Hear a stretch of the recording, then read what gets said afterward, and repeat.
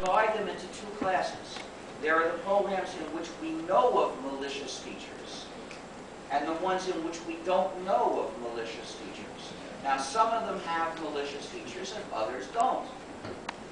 But we can never identify with certainty any of the ones that don't. But I'm sure there are some.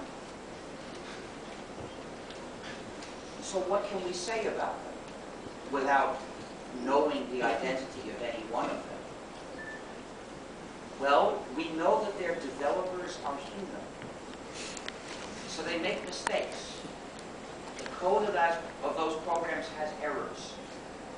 And the user of a program without Freedom 1 is just as helpless facing an accidental error as she is facing an intentional malicious feature. If you use a program without Freedom 1, you are a prisoner of your software. We, the developers of free software, are human too. We also make mistakes. The code of our programs also has errors. But if you find an error in our code, or anything in it that you don't like, you are free to change it. We can't be perfect. We can, and we do, respect your freedom.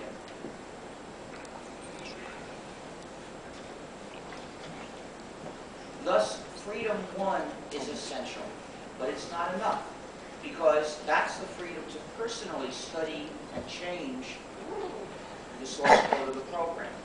That's not enough, because there are millions of users that don't know how to program. They can't personally exercise Freedom 1. But even for a programmer like me, Freedom 1 is not enough, because there's just too much software. In fact,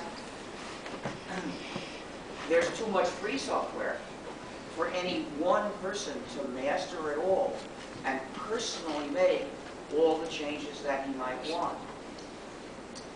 So the only way we can fully take control of our software and of our computing is to do it working together, cooperating. And for that we need Freedom 3, the freedom to distribute copies of your modified versions when you wish, the freedom to contribute to your community. This allows us to work together. For instance, suppose one person takes a free program and makes a change and releases the modified version. And somebody else takes that and makes another change that goes further in that direction and releases his modified version. And someone else starts with that and makes another change and releases his modified version. Afterwards, we will say they all work together to produce the feature that we ultimately got. Which doesn't mean that they planned it in advance that way. The first one may have had no plans beyond the feature that she personally made. But nonetheless, because the program is free, they were able to cooperate. And thus, all the users get the benefit of the 4 freedoms. Every user can exercise